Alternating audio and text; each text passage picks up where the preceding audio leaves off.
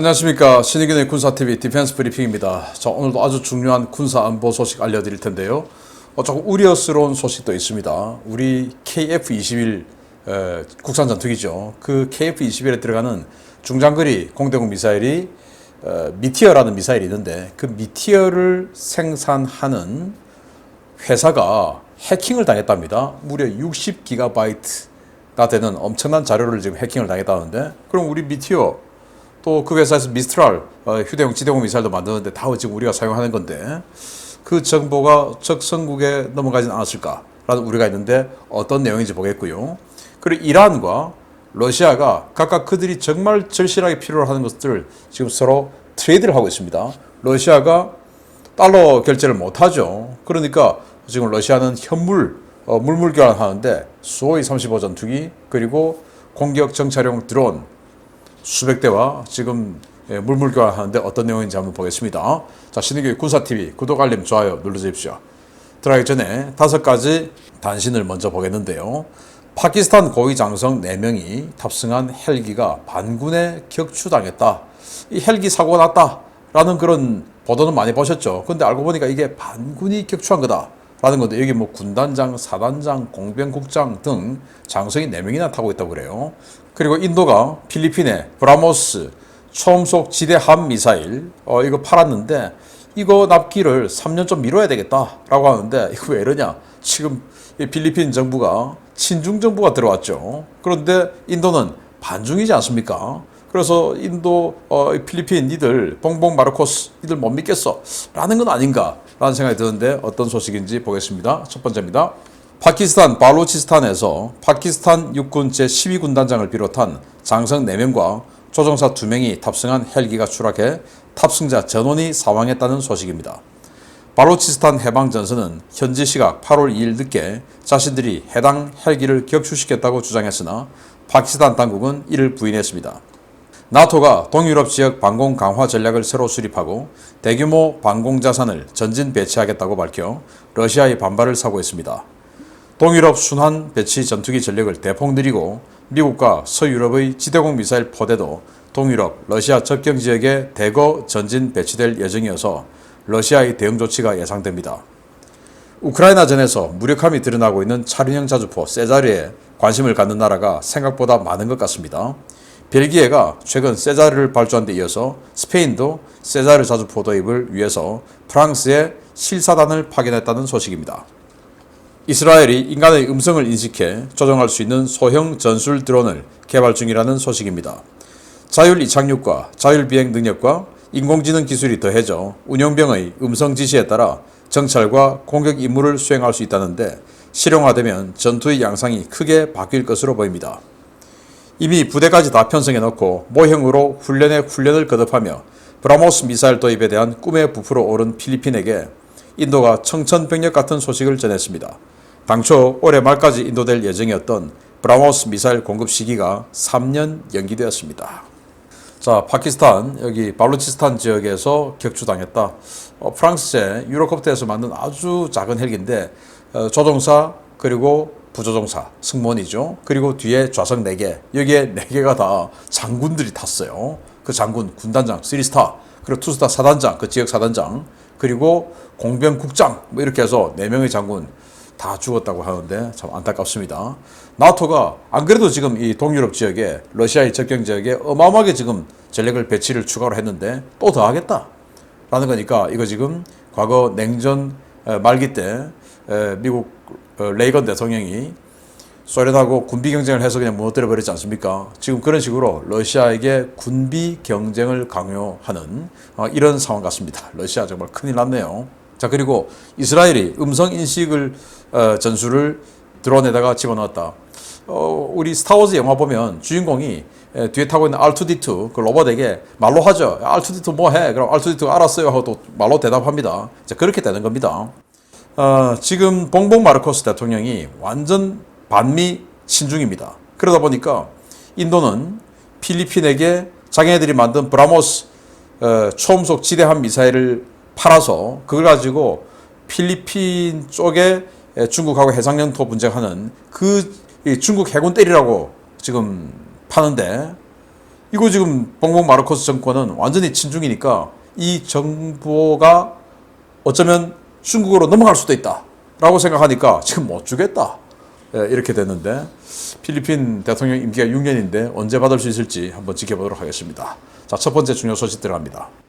KF-21의 주력 공대공 미사일로 선정되어 KF-21의 초도 비행 때도 더미탄 형태로 함께했던 미티어 미사일의 개발사 MBDA가 해커의 공격에 뚫렸습니다. 대량의 데이터가 유출되었는데 우리나라도 피해 현황을 조사해 대응책을 세워야 할 것으로 보입니다. 유럽 합자 미사일 제조 회사인 MBDA가 지난달 아드리아스티아라는 정체불명의 해킹 조직의 공격을 받았으며 상당한 양의 데이터를 절취당했다고 국제 사이버 보안 전문지 사이버뉴스가 8월 3일 보도했습니다. 사이버뉴스는 국제 사이버 보안 네트워크 관계자들, MBDA 관계자들 등을 인용해서 지난달 MBDA 이탈리아 지사가 랜섬웨어 공격을 받았으며 MBDA 서버에서 최소 60GB의 데이터가 유출된 것으로 확인됐다고 전했습니다.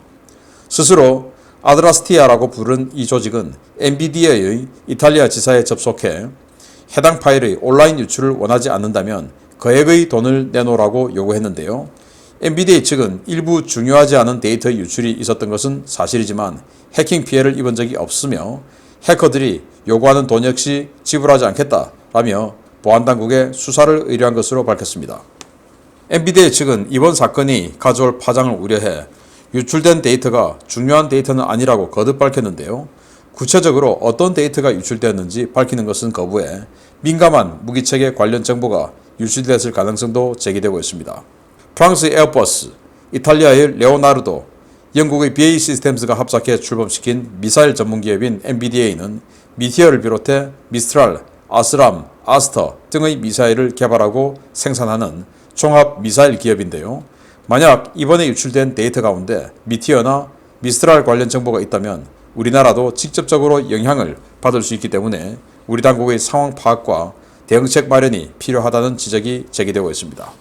랜섬웨어, 그러니까 인질 잡고, 랜섬 인질이니까 인질 잡고, 야, 니들이 우리에게 돈 주지 않으면 이거 확 터뜨려버려? 인질 제거한다 이 말이 되겠죠. 그래서 이거 그냥 다 공개해버려. 또는 니들이 이걸 절대 못 보게 만들어. 이 락을 걸어놓고 이제 이렇게 협박을 하고 있다라는 건데, 처음에 MBDA는 해킹 당한 적 없다라고 주장했다가 이제 정황이 나오니까 그런데 중요한 건 없다, 중요한 정보는 없다 또 이렇게 밝혀요. 그런데 60GB의 정보가 유출됐다면 이건 뭐 그냥 회사에 있는 정보 다 가져간 거 아닌가요?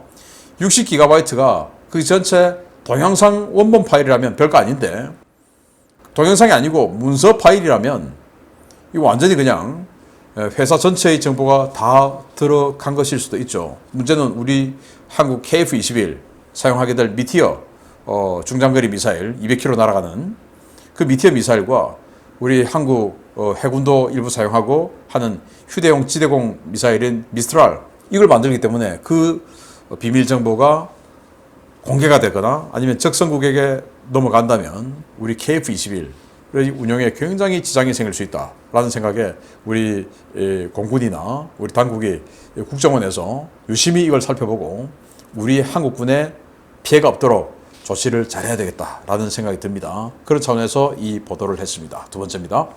이란이 제작한 드론이 크림반도와 인접한 러시아의 크라스노다르주에서 우크라이나전 투입을 준비하고 있다는 첩보들이 쏟아지고 있는 가운데 러시아가 이란제 드론 구입 대금으로 전투기 현물을 제공했다는 소식입니다. 사실이라면 파장이 적잖이 클 것 같습니다. 최근 이란으로부터 최소 300대 이상의 드론 공급 계약을 체결한 러시아가 이란에 드론 구입 대금으로 수호이 35 전투기를 제공했으며 이란 조종사와 정비, 무장 요원들이 교육훈련을 위해 러시아에 입국했다고 미국과 영국, 우크라이나 정보당국이 동시에 발표했습니다.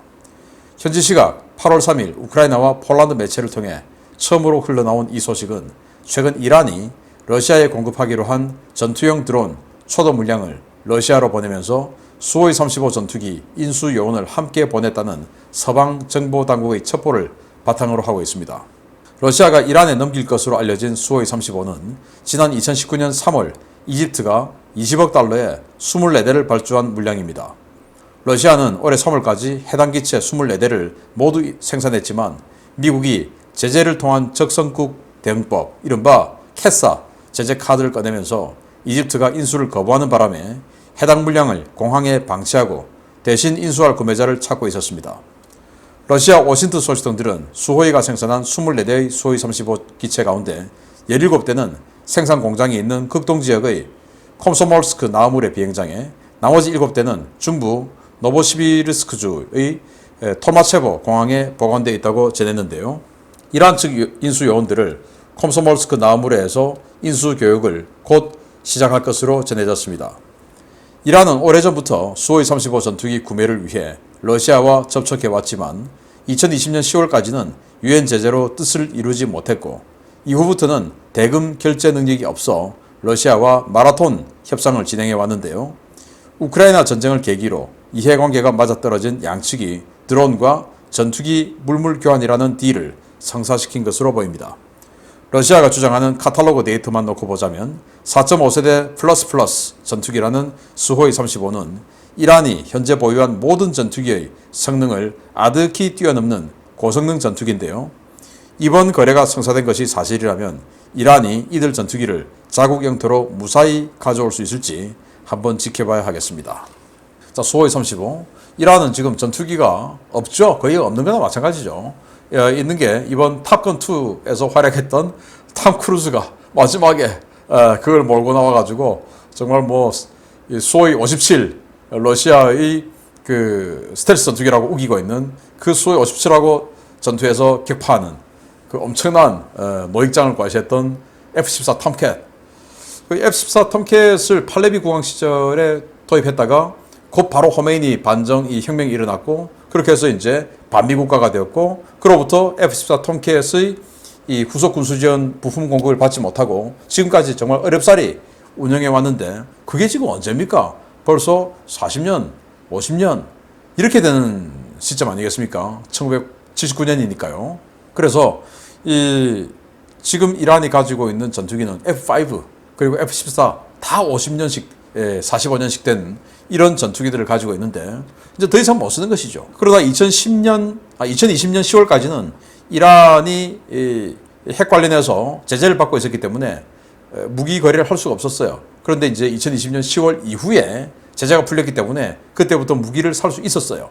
그런데 이란의 능력이 안 되니까 지금 살 수 있는 무기가 없었어요. 자꾸 이제 싸게 하려고 하고 뭐 이렇게니까. 그런데 지금 러시아가 발등에 불이 떨어졌죠. 그래서 드론이 필요하고 이란은 우리는 드론 많아. 정찰용도 있고 공격용도 있어. 많아. 그런데 지금 러시아가 달러 거래가 금지되어 있지 않습니까? 그러니까 러시아는 이 드론을 사고 싶어도 대금 결제를 할 게 없는 거예요. 그렇다고 러시아 돈 루블을 주면 이란이 뭐 그걸 가지고 할 일도 없고 그러니까 그건 받지 않고 달러 내라고 하는데 러시아는 지금 외화 거래가 중지되어 있습니다. 그러니까 뭐야 물물 교환하자. 니들 수호이 35 지금 24대 대놓은 거 있잖아. 이게 어떻게 됐냐. 이집트가 수호이 35 24대 계약을 한 겁니다. 그걸 대금도 일부 지급하고 상당 부분 지급하고 딱 17대 납품받으려고 하는 순간에 미국이 스톱 잠깐 그거 이집트 니들 그거 도입해서 납품받는 순간 니들은 적성국 대응 금지법 캐사에 저촉되는 거야. 그럼 니들 제재받아. 이렇게 된 거예요. 근데 지금 이집트는 또 미국하고 동맹관계예요. 그러니까 이제 미국하고 동맹관계가 틀어지고 이렇게 되면 훨씬 더 힘들어지죠. 그래서 계약금 또는 중도금 좀 좋은 거 그거 다 포기하고 그냥 우리는 안 받겠다. 미국 제재받으면 안 되니까. 그리고 포기를 해버렸습니다. 그런데 러시아도 자기네들 공군이 그 전투기들을 인수를 할 수가 없죠. 추가 예산이 준비되지 않았으니까. 그래서 지금 생산 공장이 그대로 있는 겁니다. 그걸 이제 이란이 우리가 300대 넘게 드론 줄 테니까 그거 니들 내놔 해서 지금 딜이 성립되는데 이렇게 되면 사우디나 이스라엘이 또 완전히 열받겠죠. 지금 있는 이 이란 공군의 전력은 없는 거나 마찬가지이기 때문에 아무렇게나 들어가서 그냥 뭐 폭격한다 이러는데 만약에 수호이 35가 정말로 20대 이상이 이란에게 들어와 버리면은 사우디나 이스라엘이 이란 핵시설 폭격하러 들어갈 수가 없죠. 가서 이제 전투를 제대로 붙어야 되니까 들어갈 수가 없는 겁니다. 그래서 이 전투기들이 이란으로 납품되는 그 과정에서 이스라엘이나 사우디가 가만히 있을지 또 뭐 어딘가에서 굉장히 큰 폭발이 일어나지는 않을지 한번 지켜봐야 되겠습니다. 계속 알려드리겠습니다. 마치겠습니다. 감사합니다.